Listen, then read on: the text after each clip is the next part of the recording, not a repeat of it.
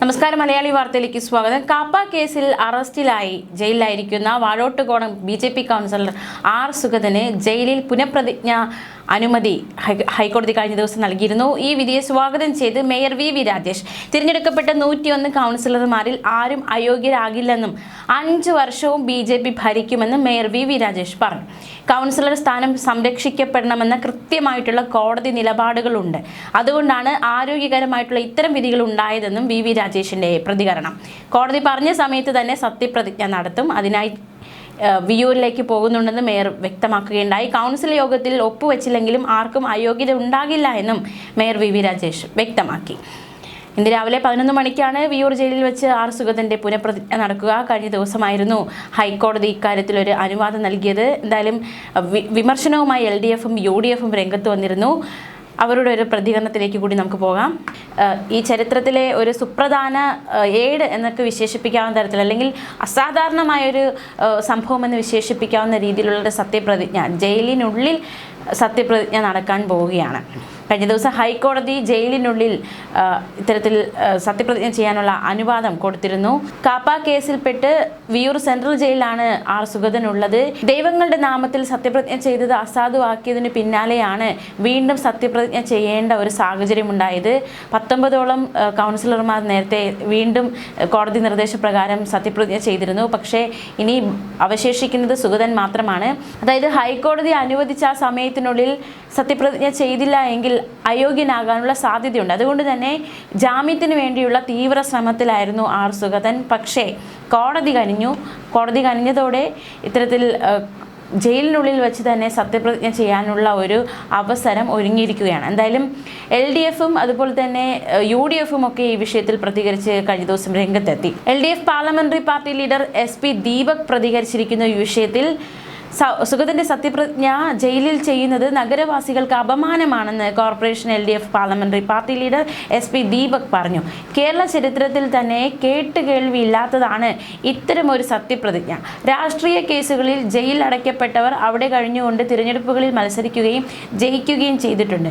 പക്ഷേ ക്രിമിനൽ കേസുകളിൽ പ്രതിയായതിനാൽ നാട്ടിൽ നിർത്താൻ കൊള്ളരുതാത്ത വ്യക്തിയെന്ന് കണ്ടെത്തി മറ്റൊരു ജില്ലയിലെ ജയിലിൽ അടയ്ക്കപ്പെട്ടയാളാണ് ജയിലിൽ സത്യപ്രതിജ്ഞ ചെയ്യുന്നതെന്നും ഇതിലൂടെ വാഴോട്ടുകോണം വാർഡിലെ ജനങ്ങളെ മാത്രമല്ല നഗരവാസികളെ ആകെ മേയറും BJP നേതൃത്വവും പരിഹസിക്കുകയാണെന്നും ദീപക് ആരോപിച്ചു.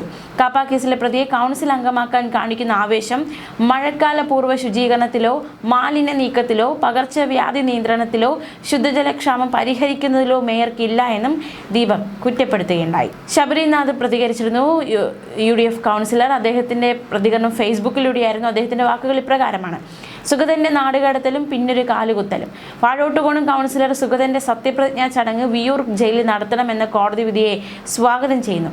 സുഗതനെതിരെയുള്ള കാപ്പ കേസ് ബഹുമാനപ്പെട്ട കോടതി വളരെ പ്രാധാന്യത്തോടെ കാണുന്നു എന്നതാണ് ഈ ഉത്തരവിന്റെ പൊരുൾ. പക്ഷേ ഒരു ജനപ്രതിനിധി, അത് ആരായാലും ഏത് സാഹചര്യമായാലും സത്യപ്രതിജ്ഞ ചെയ്യണമെന്നുള്ളത് ജനങ്ങളുടെ അവകാശമായതുകൊണ്ട് മാത്രമാണ് ബഹുമാനപ്പെട്ട കോടതി സുഗതന് ഇന്ന് അനുമതി നൽകിയത്.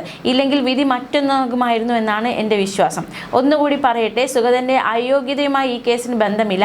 അത് വരും ദിവസങ്ങളിൽ കൗൺസിൽ കൂടുമ്പോൾ നിയമപരമായി തന്നെ ചർച്ച ചെയ്യും. എന്തായാലും BJP ഭരിക്കുന്ന കോർപ്പറേഷനിലെ ഒരു അംഗത്തിന് സ്വന്തം കോർപ്പറേഷനിലോ സ്വന്തം നാട്ടിലോ കാലുകുത്താൻ കഴിയാതെ 288 കിലോമീറ്റർ ദൂരെ ജയിലിൽ സത്യപ്രതിജ്ഞ ചെയ്യേണ്ടി വരുന്നത് തിരുവനന്തപുരത്തിന് നാണക്കേടാണ്, ഭരണസമിതിക്ക് അപമാനമാണ് എന്നായിരുന്നു ശബരിനാഥ് ഫേസ്ബുക്കിൽ കുറിച്ചത്. ഇന്നാണ് സുഗതന്റെ സത്യപ്രതിജ്ഞ. ജയിലിലായിരിക്കും, വിയൂർ ജയിലിലാണ് സത്യപ്രതിജ്ഞ ചടങ്ങുകൾ നടക്കുക. ചടങ്ങ് രാവിലെ 11-ന് ജയിൽ സൂപ്രണ്ടിന്റെ മുറിയിലാണ് നടക്കുക. ജയിലിലെ സത്യപ്രതിജ്ഞ സംസ്ഥാനത്ത് ആദ്യമായിട്ടാണ്. ജനാധിപത്യത്തെ സംരക്ഷിക്കുക എന്നത് കോടതിയുടെ കടമയാണെന്നും കോടതി വ്യക്തമാക്കിയിരുന്നു. ഇത്തരത്തിലൊരു തീരുമാനം പ്രഖ്യാപിക്കുന്നതിന് മുന്നേ ജനാധിപത്യത്തിൽ ജനകീയ കൽപ്പന മാനിക്കപ്പെടണമെന്നാണ് ഹൈക്കോടതിയുടെ നിലപാട്. അസാധാരണ സാഹചര്യങ്ങളിൽ അസാധാരണ തീരുമാനം കോടതിക്ക് എടുക്കാനുള്ള അധികാരമുണ്ട്. ജനവിധി മാനിക്കാനാണ് അത്തരം അസാധാരണ തീരുമാനമെന്നും ഉത്തരവിൽ വ്യക്തമാക്കിയിട്ടുണ്ട് ഹൈക്കോടതി. കേരളത്തിൽ അപൂർവ സംഭവത്തിനാണ് സാക്ഷ്യം വഹിക്കുന്നത്. കേരള രാഷ്ട്രീയത്തിന്റെ ചരിത്രത്തിൽ ആദ്യമായാണ് ജനപ്രതിനിധി ജയിലിൽ സത്യപ്രതിജ്ഞ ചെയ്യുന്നത്.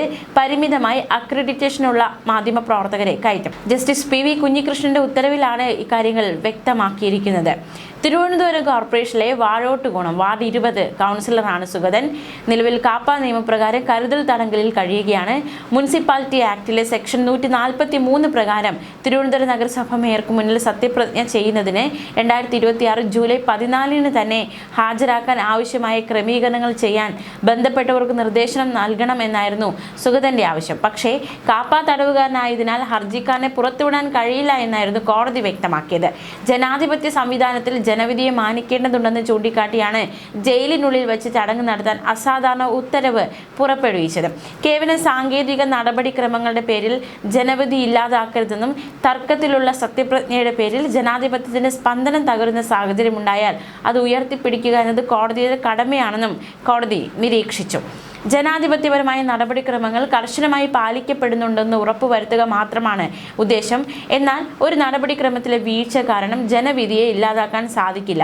അസാധാരണമായ സാഹചര്യങ്ങൾ ഉണ്ടാകുമ്പോൾ ജനാധിപത്യ തത്വങ്ങളും ജനവിധിയും സംരക്ഷിക്കുന്നതിനായി കോടതിക്ക് അസാധാരണമായ തീരുമാനങ്ങൾ എടുക്കേണ്ടി വരുമെന്നും ഉത്തരവിൽ വ്യക്തമാക്കിയിട്ടുണ്ട്.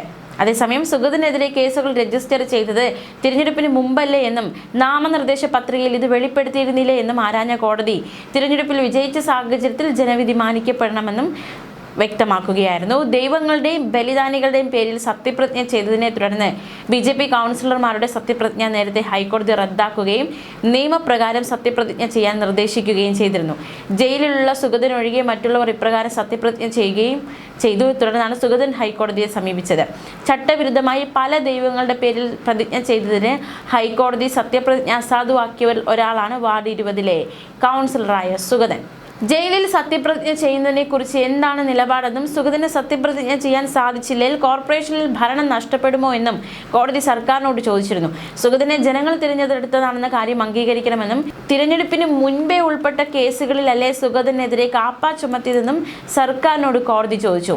കോടതി നിർദ്ദേശിച്ചാൽ സൗകര്യമൊരുക്കാമെന്നായിരുന്നു സർക്കാർ നിലപാട് വ്യക്തമാക്കിയത്. ഈ വിഷയത്തിൽ അതായത് സുഗതൻ ഇപ്പോൾ ജയിലിൽ സത്യപ്രതിജ്ഞ ചെയ്യുന്നതിന് പിന്നിൽ സർക്കാരിന്റെ ഒരു നിലപാട് കൂടി ഏറ്റവും നിർണായകമായിരുന്നു. കാപ്പ പ്രതിക്ക് ഭരണഘടനാപരമായ ഒരു അവകാശവുമില്ലെന്നും സർക്കാർ അറിയിച്ചിരുന്നു. എന്തായാലും DGPയുടെ നിലപാട്, സർക്കാരിന്റെ നിലപാടൊക്കെ ഈ വിഷയത്തിൽ സുഗതന് അനുകൂലമായി മാറി എന്നതും ഏറ്റവും നിർണായകമായി. അതുകൊണ്ടാണ് സത്യപ്രതിജ്ഞ ജയിലിൽ ചെയ്യാനുള്ള അവസരം ഒരുങ്ങിയിരിക്കുന്നത്. കഴിഞ്ഞ ദിവസം DGP ഇത്തരത്തിൽ കാപ്പ ചുമത്തിയിട്ടുണ്ട്. മറ്റ് തരത്തിലുള്ള അവകാശങ്ങളില്ല എന്നൊരു വാദം മുന്നോട്ട് വെച്ചുവെങ്കിലും എന്തെങ്കിലും തടസ്സമുണ്ടോ, നിങ്ങൾക്ക് വിയോജിപ്പുണ്ടോ എന്നൊരു ചോദ്യമായിരുന്നു കോടതി ചോദിച്ചത്. അതിന് ഇല്ല, ജയിലിൽ സത്യപ്രതിജ്ഞ ചെയ്യുന്നതിൽ യാതൊരു വിയോജിപ്പും ഇല്ല എന്ന് അറിയിക്കുകയായിരുന്നു. ഇതേ തുടർന്നാണ് കോടതി ഇത്തരത്തിലൊരു സൗകര്യം ഒരുക്കിയിരിക്കുന്നത്.